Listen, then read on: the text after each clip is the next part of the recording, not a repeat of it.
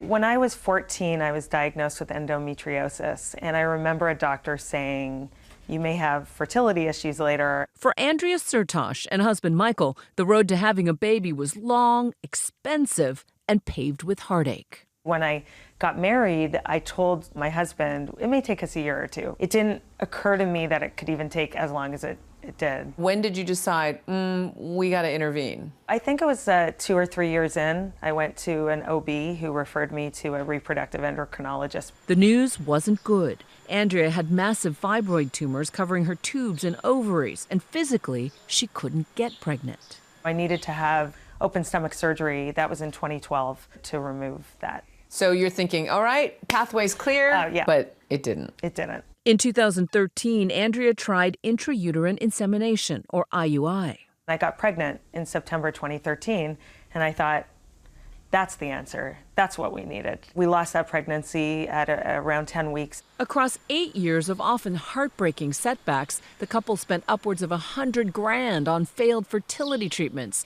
including 4 full cycles of IVF. Did you ever think, like, is this worth it? I mean, how much is too much when it comes to trying? I think anyone who's gone through fertility treatments asks themselves that question constantly, which is how much is too much, both financially. I mean, infertility affects you financially, physically, emotionally, relationally, spiritually. It hits you on every level. We also pursued surrogacy. Surrogacy is extremely expensive. We signed up with an agency, and over almost 2 years, we were being matched, and 2 dropped out on us. That was rock bottom. That was rock bottom. My husband, too. We just thought maybe we're not meant to be parents. Then an unexpected message from her cousin Alana changed everything. I got a text from her that said, have you ever thought of a family member to help? And I was shaking when I read it. You were like, ding. I knew right away that this was an answer. After offering to be their surrogate, her cousin gave birth to Andrea and her husband's biological child, baby Ariel, in December. Hi.